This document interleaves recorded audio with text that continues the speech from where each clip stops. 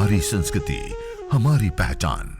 यज्ञ, योग, आयुर्वेद सदा रहे हमारे साथ। भारत के प्राचीन ग्रंथों एवं आधुनिक विज्ञान का दिव्य संगम, यज्ञ महिमा।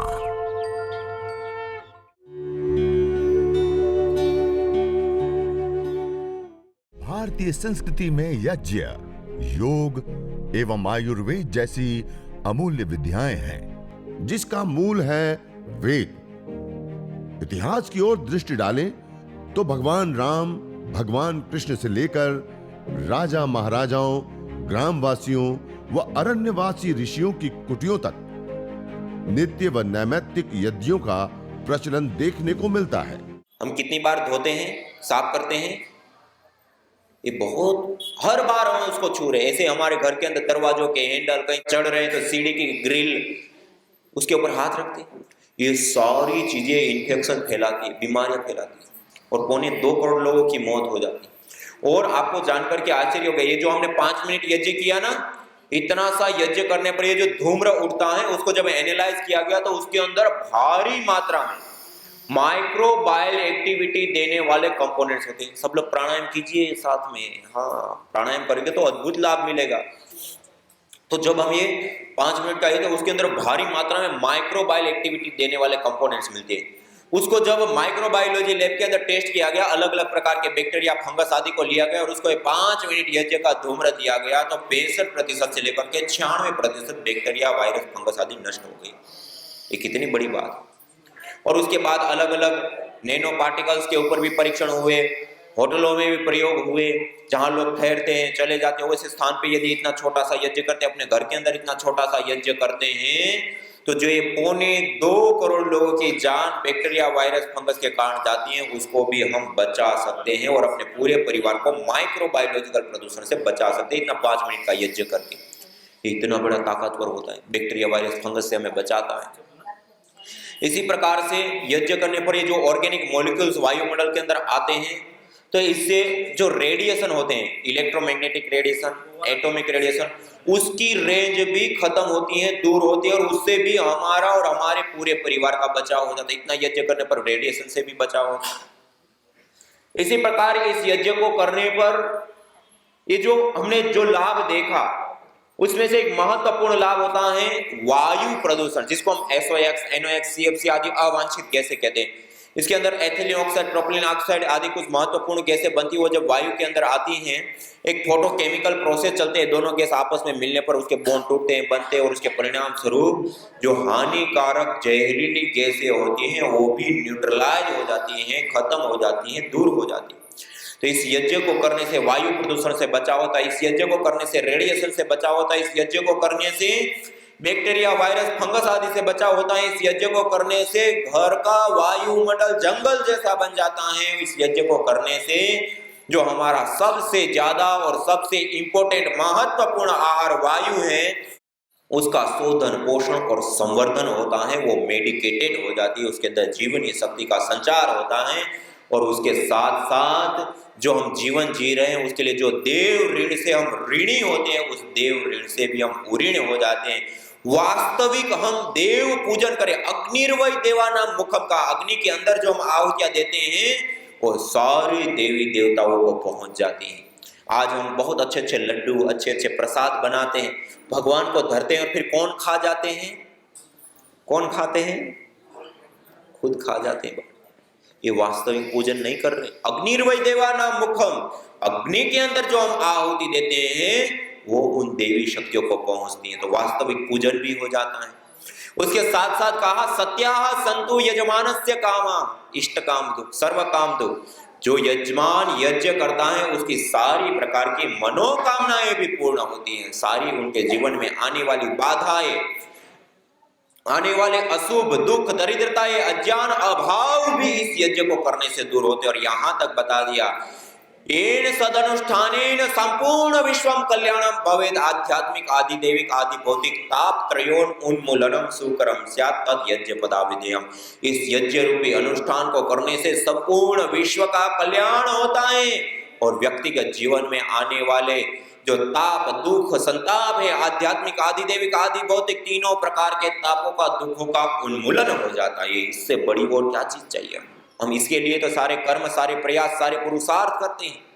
ये चीज सहज रूप से हमें इस यज्ञ को, इस हवन को, इस अग्निहोत्र को करने पर प्राप्त होती है। इसी प्रकार मनोकामना की पूर्ति, देव पूजन, ईश्वर की आराधना और उसके साथ साथ एक सबसे बड़ी उपलब्धि होती है पुण्यों की प्राप्ति। आज हमारा जो भी जीवन है वो पुण्यों के आधार पे हमें जाति, आयु और भोग मिलता है।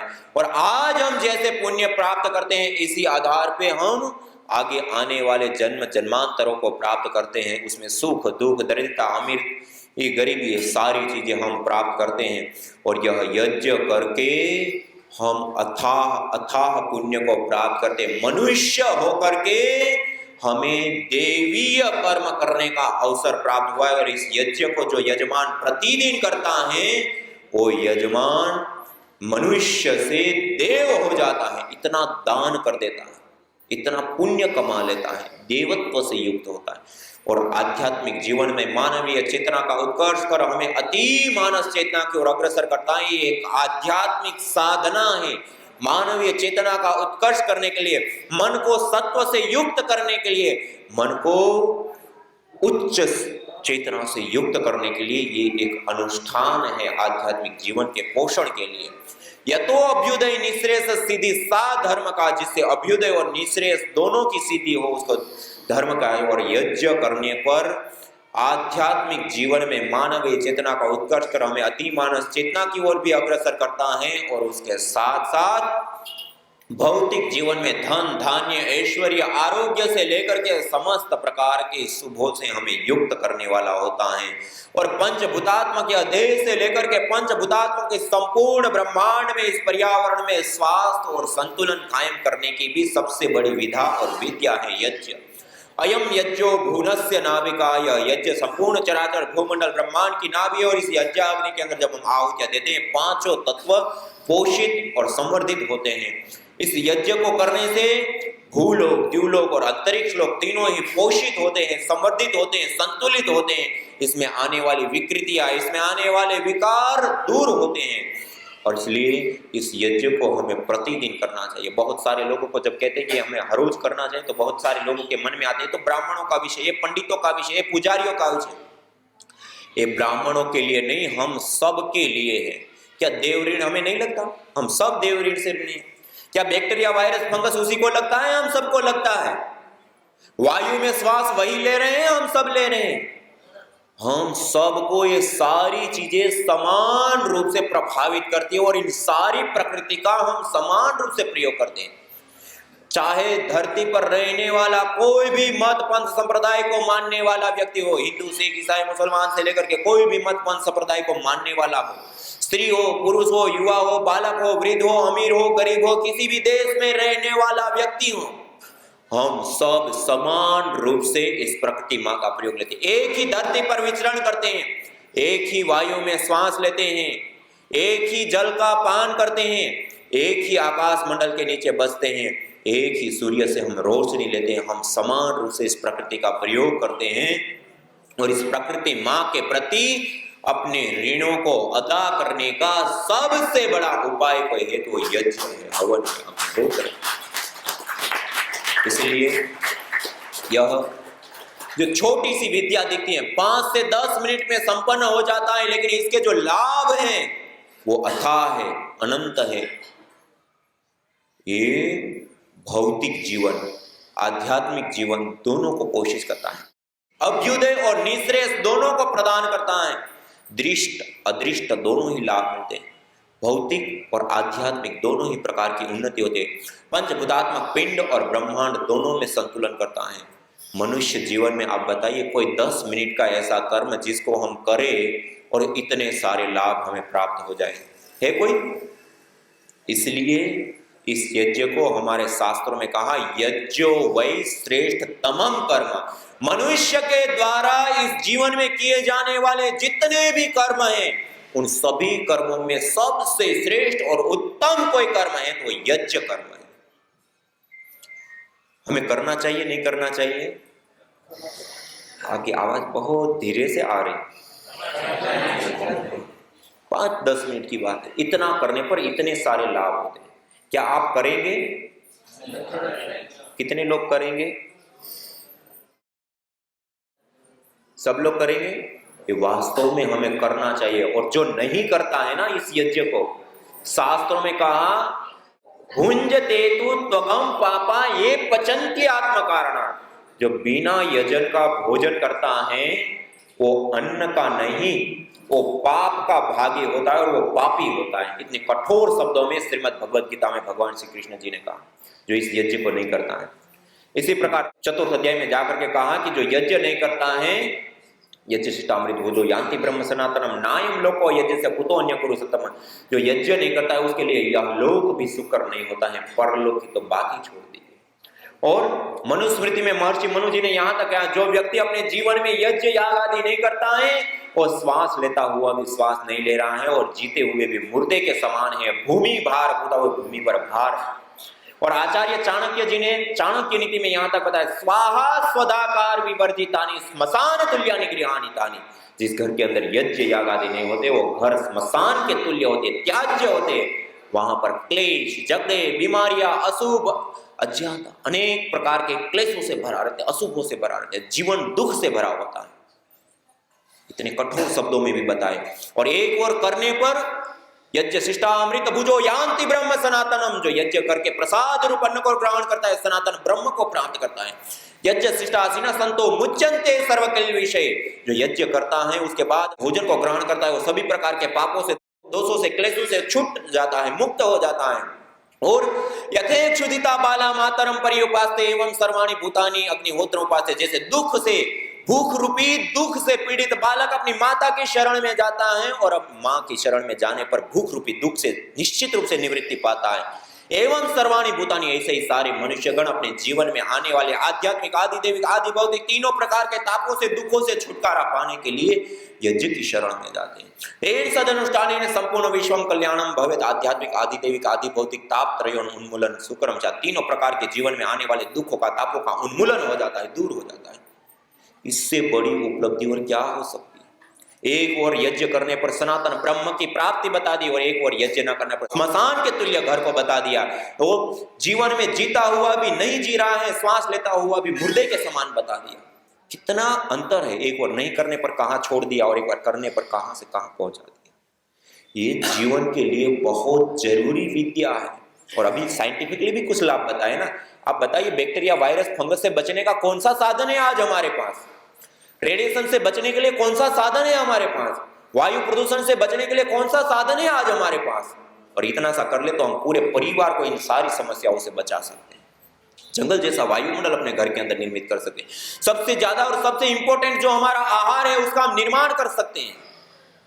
ये बहुत बड़ी विद्या है। तो आप सब करेंगे?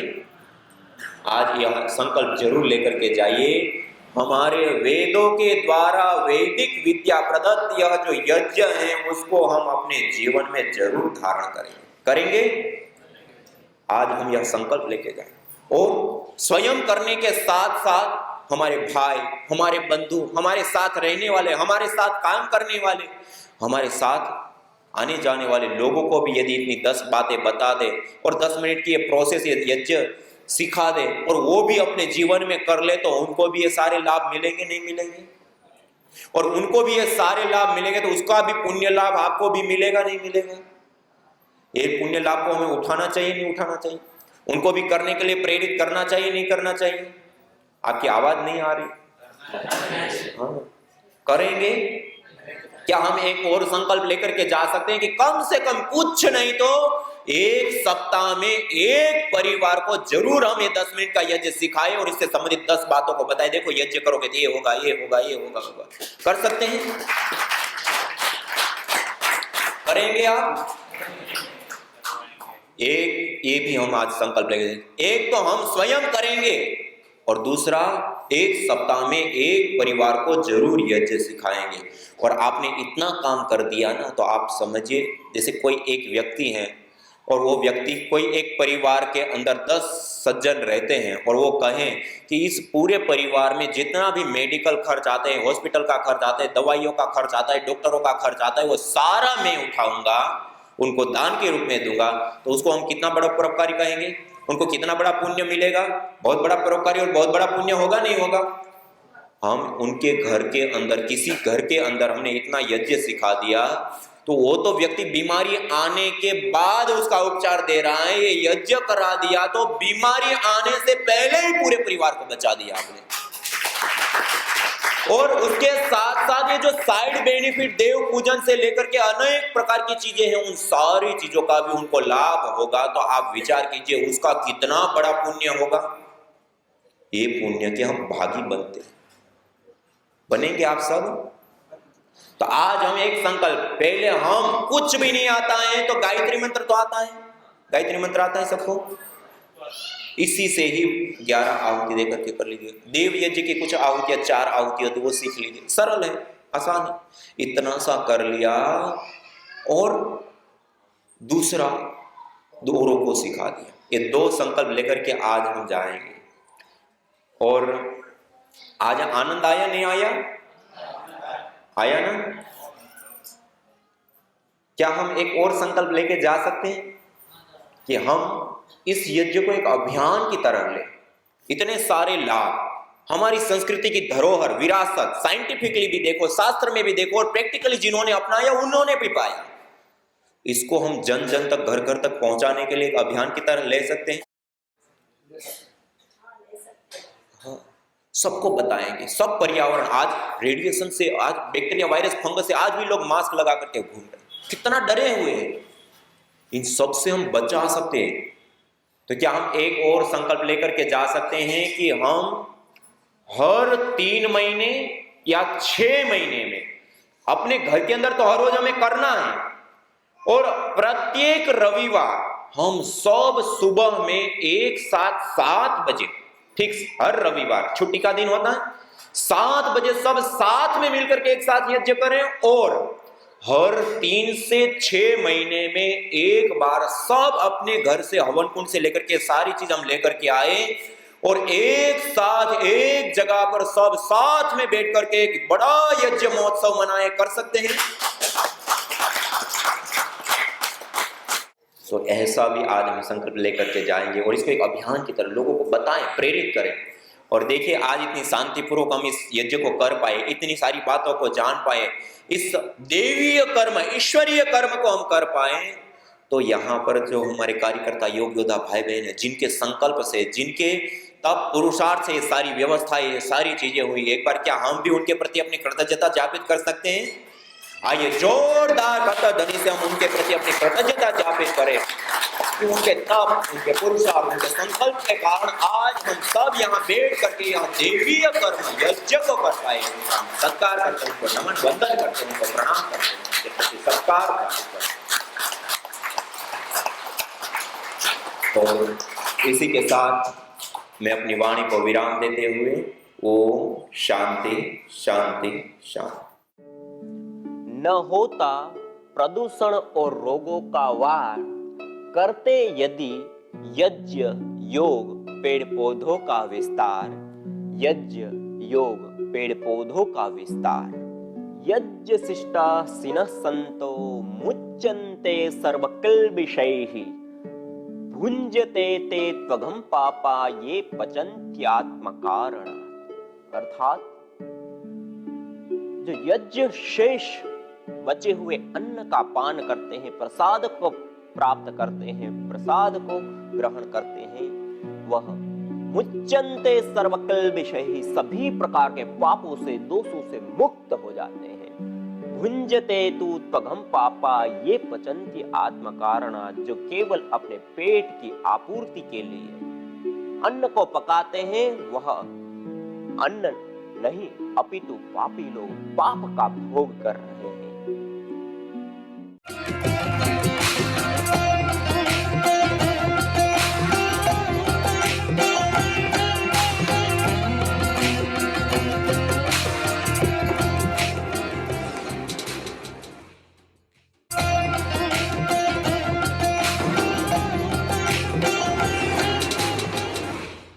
सामग्री के रूप में 4 गुणों से युक्त द्रव्य, पुष्टिकारक, सुगंधित, मिष्ट, रोग निवारक आदि द्रव्य, त्रिदोष सामक, जो द्रव्य होते हैं उन द्रव्यों का सम्मिश्रण करके भी हम इस विशेष हवन सामग्री का हम प्रयोग कर सकते हैं। जैसे ये पतंजलि दिव्य हवन सामग्री और यह पतंजलि आस्था हवन सामग्री, ये दो हवन सामग्री ऐसी है जिसके अंदर बहुत सारी जड़ी बूटियों का सम्मिश्रण है और इन जड़ी बूटियों का प्रयोग करने से, सामग्री का प्रयोग करने से हम सभी प्रकार की सिद्धि को प्राप्त कर सकते हैं। अत्यंत आवश्यक होता है गाय का घी यज्ञ के लिए, विशेष रूप से वो ये गाय का घी लेकर के उसको तपा लेते, गर्म कर लेते। देखो ये मेरे सामने रखा हुआ है, इस प्रकार से पिघला हुआ घी होना चाहिए। पिघला हुआ जो घी है, तपा हुआ जो घी है, वह घी विशेष रूप से लाभकारी होता है। ये आप देख सकते हैं, ऐसा पिघला हुआ घी होना चाहिए यज्ञ के लिए, हवन के लिए तपाया हुआ, गर्म किया हुआ घी होना चाहिए। और यदि ये सामग्री आपके पास नहीं है तो हर घर में चावल तो रहता ही है, ये चावल का आप प्रयोग ले सकते हैं। चावल त्रिदोष सामक आयुर्वेद ग्रंथों में बताए गए हैं और अक्षत के माध्यम से हमारे शास्त्रों में यज्ञ करने की बहुत बड़ा विधान और जगह जगह पे इसका वर्णन मिलता है कि हम चावल के माध्यम से हवन करें। या सामग्री दूसरी भी बनाते हैं तो उसके अंदर भी अभिन्न हिस्सा होता है, यह चावल का अक्षत होने चाहिए, टूटे हुए ना हो। दूसरा, यह काले तिल है मेरे पास रखे हुए। ये काले तिल के अंदर भी भरपूर मात्रा में अलग अलग गुण पाए जाते हैं। इन काले तिलों का प्रयोग हम यज्ञ में अवश्य करें। इसकी एक सुरभि, एक सुगंधी भी विशेष प्रकार की होती है। इसके अंदर एक विशेष तेल भी पाया जाता है, वह तेल भी संयोग वाहक के रूप में भी कार्य करता है। जैसे आयुर्वेद में गाय का घृत, शहद और तिल का तेल, इन सबको संयोग वाहक के रूप में देखा गया। जिस चीज के साथ आप मिला देते हैं उनके गुणों को भी कई गुना बढ़ाते हैं और अपने गुणों को भी खोते नहीं है। और ये काले तिल से हवन करने के लिए हमारे शास्त्रों में काफी वर्णन मिलता है कि खाली तिल से भी हम हवन कर सकते हैं। और इसी प्रकार से यह मेरे पास मिश्री रखी हुई है, इस मिश्री का भी प्रयोग हम विशेष रूप से कर सकते हैं। ये मिष्ट पदार्थ के अंदर इसकी जगह पे गुड़ है तो और अच्छा है, गुड़ का प्रयोग ले सकते हैं। मिश्री है, खांड है, या और भी जो मीठे पदार्थ प्राप्त होते हैं और छुआरे आदि से लेकर के जो अलग अलग द्रव्य होते हैं तो उनको भी हम थोड़ी सी मात्रा में मिला सकते हैं। लेकिन यदि अपने पास मिश्री, खांड, बूरा जिसको बोलते हैं, या फिर जो भी मीठे द्रव्य होते, थोड़ा सा मीठा द्रव्य भी हम इसके साथ मिला देते हैं तो और ज़्यादा विशेष करके लाभकारी और उपयोगी होता है। और यह मेरे सामने रखा है गुग्गुल, एक विशेष औषधि के रूप में यह देखा गया है। यह गुग्गुल तीनों दोषों का शमन करने वाला होता है। इसके अंदर पुष्टिकारक गुण भी होता है, रोग निवारक गुण भी होता है और विशेष करके एक सुगंधी गुण भी होता है। तो सामग्री के अंदर जो सामान्य रूप से कहा गया है कि 4 प्रकार से गुणों से युक्त जो द्रव्य होते हैं उन द्रव्यों का प्रयोग करना होता है, तो उसमें एक गुग्गुल और काले तिल और चावल, ये 3-4 द्रव्य ऐसे विशेष हैं जिसका हम हवन सामग्री के रूप में प्रयोग ले सकते हैं। और ये हर घर में हमें पाए जाते हैं। तो इसमें से कोई एक चीज मिल गई तो उससे भी हम हवन कर सकते, 2 मिल गई तो उसका सम्मिश्रण करके हवन कर लिया, और भी चीजें मिल गई तो उसको भी हमने साथ में मिला करके भी हम हवन यज्ञ संपन्न कर सकते हैं।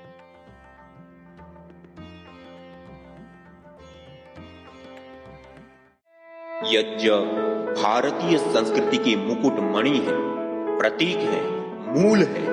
मानव जीवन के हर पहलू के साथ यज्ञ जुड़ा हुआ है, चाहे वह संस्कार, चाहे पूजा पाठ, या फिर पर्व से लेकर हर शुभ अशुभ अवसरों में भी यज्ञ करने की सार्वभौमिक, वैज्ञानिक एवं पंथ निरपेक्ष पावनी परंपरा रही है। आइए हम संकल्प लें, संसार के श्रेष्ठतम कर्म यज्ञ को अपनाएं। पिंड और ब्रह्मांड में संतुलन कायम करने वाले यज्ञ को अपने जीवन का अभिन्न अंग बनाएं एवं प्रकृति मां के प्रति अपने ऋणों को अदा करें। विश्व स्वास्थ्य का एक नारा, यज्ञ से होगा जग उजियारा।